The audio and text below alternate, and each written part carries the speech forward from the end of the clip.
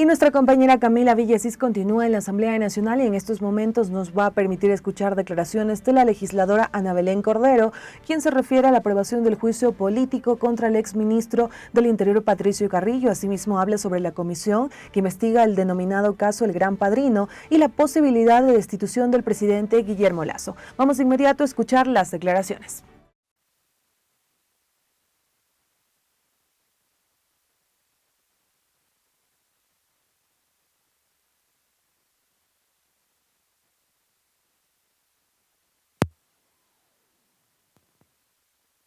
Quien elabora los informes es quien preside la comisión, eso es tradición, así siempre se ha conocido. En este caso se conoció el informe que recomienda el juicio político al exministro Carrillo. Para nosotros, al menos para la bancada del Acuerdo Nacional y la bancada de gobierno, esto es inaceptable. Querer inculpar a un exministro de un fatal asesinato, femicidio, es por decir bajo, por un lado. Y por otro lado, el tema de las manifestaciones en junio, que muchas de ellas, no todas, fueron obviamente una protesta social pacífica, pero otras de ellas no. No se puede inculpar a un exministro del Interior cuando existieron muchos actores de por medio que participaron en estas manifestaciones. Por eso la bancada del Acuerdo Nacional votó en contra de este informe y bueno, los que votaron a favor tendrán que dar las explicaciones correspondientes de llevar a juicio político a un exministro del Interior que defendió a Quito y al país en 2019 y 2022. ¿Cuáles son los plazos en los que ahora corren para este proceso? Bueno, ahora este informe se remite a la presidencia de la Asamblea para que el presidente Virgilio Saquicela notifique al exministro del Interior, Patricio Carrillo, para que se defienda en el Pleno. Igual a los señores interpelantes, que son 9, deberán también exponer sus argumentos en el Pleno y el Pleno deberá tomar una decisión únicamente en función de la censura porque el exministro ya no es autoridad. Asambleísta, ¿cuál es su visión del trabajo que está realizando la comisión que investiga el caso Encuentro? Ya se habla de la posibilidad de encontrar responsabilidades políticas en el presidente de la República, lo que implicaría un proceso de fiscalización contra él. ¿Cómo ve usted esta posibilidad?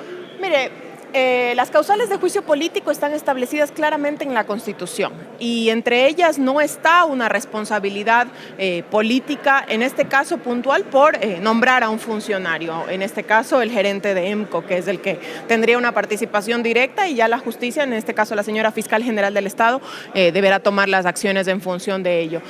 Claramente hay que saber leer la Constitución y tener claras cuáles son las causales de juicio político para, en este caso, presidente o vicepresidente de la República, y ninguna de las que ha discutido la comisión que está investigando el tema se encasilla en las causales de juicio político. Sin embargo, bueno, pues esa decisión la tiene el Pleno y deberá ir a la Corte Constitucional para su posterior calificación. ¿Pero usted cree que lleguen a ese punto, o sea, pedir el juicio político contra el presidente de la República? Mire, yo creo que todo puede pasar en una comisión donde están integradas casi en su mayoría el correísmo, ¿no? Ellos lo que han buscado siempre, desde años anteriores, es la desestabilización. Ellos no son buenos perdedores, no saben perder en elecciones, que perdieron democráticamente en las urnas en el año 2021, y bueno, lo que buscaron siempre y siguen buscando ahora es la desestabilización.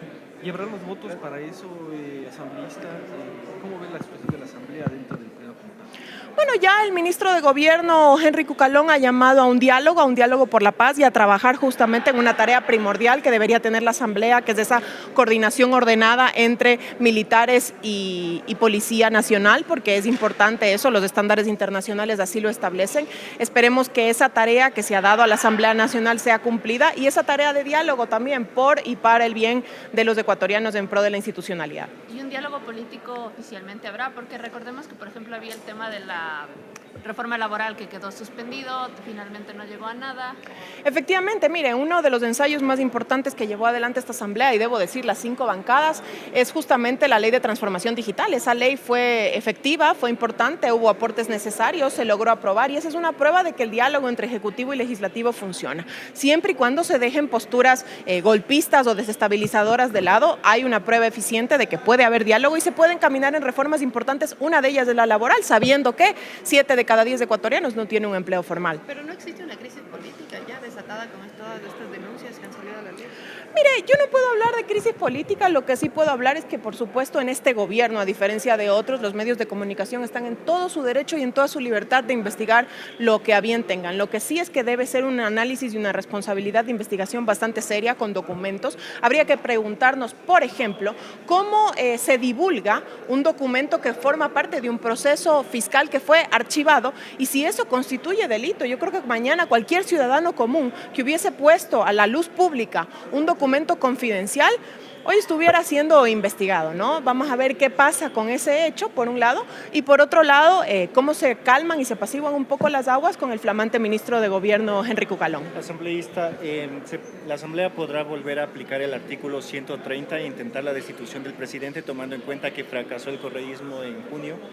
Hay posturas políticas y posturas jurídicas también. Hay tendencias jurídicas que dicen que no se puede volver a utilizar o no se puede volver a aplicar este mecanismo porque ya fue utilizado en una ocasión, así lo establece la Constitución, pero hay otras posturas jurídicas que dicen que como no fue efectivo o como no se cumplió, entonces puede seguirse aplicando. Yo soy partidaria de la primera postura y no por un tema político, es por un tema netamente jurídico y de estabilidad jurídica y política. No se puede vivir utilizando esa herramienta hasta que, entre comillas, surta efecto, porque eso generaría un ambiente de inestabilidad política y jurídica. Y jamás creo yo que el legislador de Montecristi, cuando estableció este artículo, estaba hablando de utilizar esta herramienta cada vez que venga en gana, porque lo que genera y finalmente deviene es una inestabilidad política que no le hace bien a los 18 millones de ecuatorianos.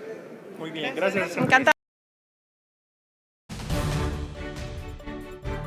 Y ahí estábamos escuchando las declaraciones de la legisladora Ana Belén Cordero, quien señaló que no se puede inculpar a un exministro sobre hechos suscitados como un femicidio o en el paro nacional, ya que fueron varios los actores involucrados. Por ello, la bancada Acuerdo Nacional no dio paso a este juicio político contra el exministro del Interior, Patricio Carrillo. También se refirió sobre una posible destitución al presidente Guillermo Lasso y dijo que es una propuesta para desestabilizar un gobierno ganado democráticamente en las urnas.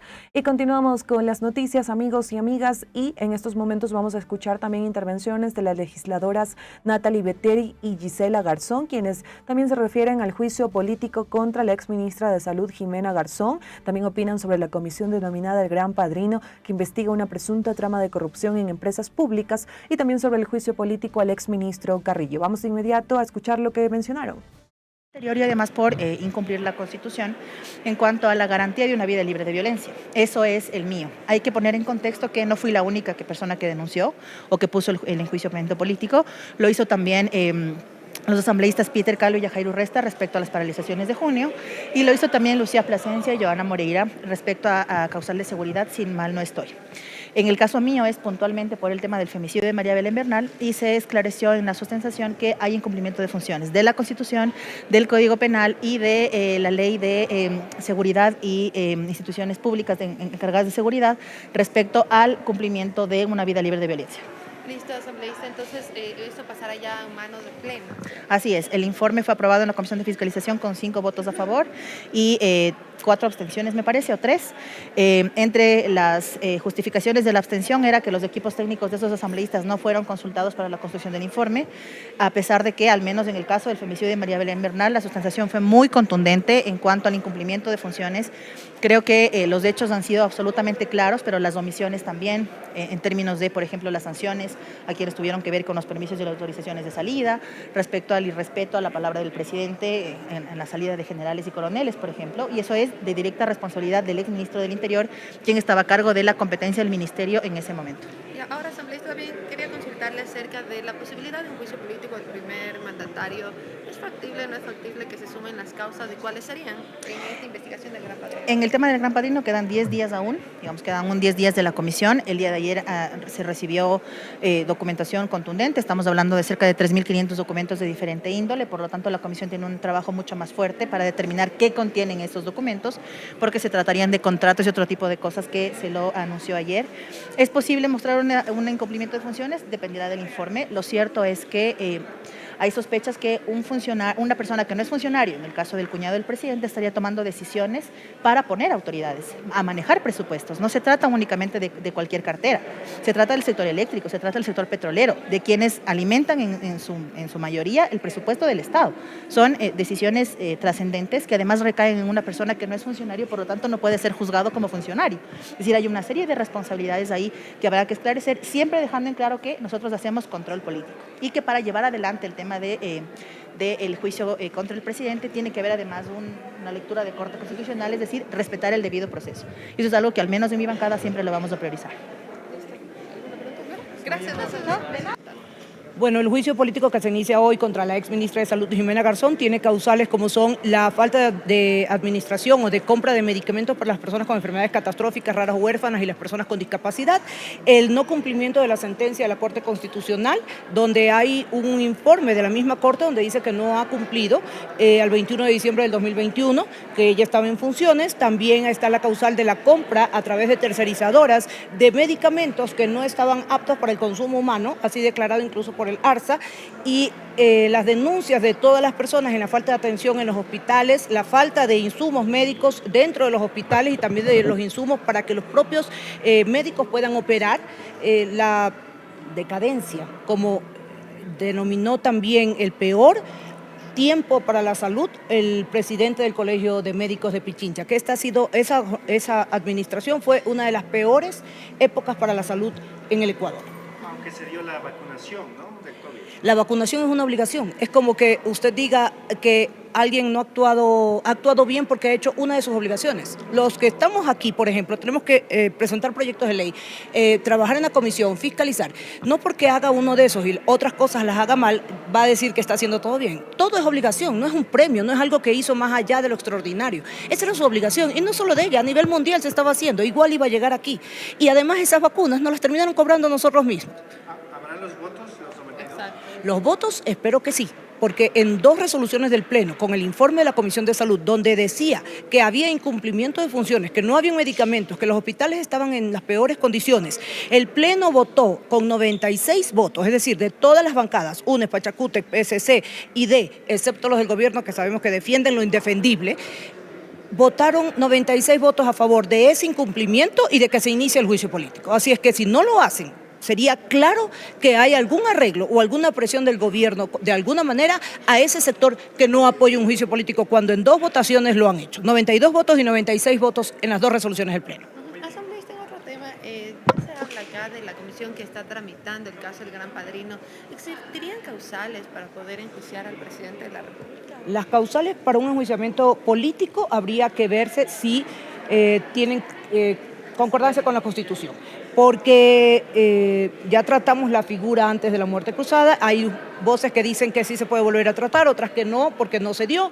Eso habría que discutirlo. Y la segunda, el que usted me menciona, hay causales explícitas en la Constitución: incumplimiento de funciones que cause conmoción interna en el país, delitos de lesa humanidad, etcétera. Habría que ver si esos se han enumerado. El incumplimiento de funciones en este caso sería el que se analizaría para ver si el presidente ha caído en eso. Pero lo que sí hay por parte del presidente, según el informe de ayer, es un gravísimo ocultamiento de casos de corrupción, como se dio en el informe, que conociendo un informe de la propia policía en investigación interna lo mandó a archivar. ¿Quién?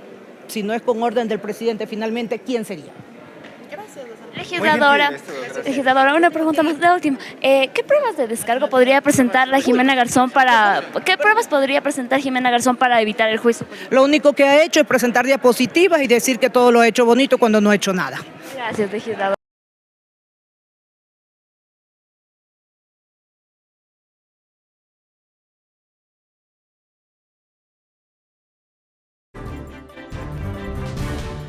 Amigos y amigas, ahí estábamos escuchando las declaraciones de más asambleístas. Escuchamos a Gisela Garzón, quien señaló que en el caso denominado el Gran Padrino, la comisión tiene un trabajo muy fuerte debido a la cantidad de documentos que se entregaron el día de ayer, que integrarían pruebas sobre esta presunta corrupción. Por su parte, la legisladora Natalie Viteri se refirió sobre el juicio político a la exministra Jimena Garzón y aseguró que este proceso se da por múltiples denuncias de falta de insumos médicos para que en este caso el personal médico opere, así también como la existencia de medicamentos caducados.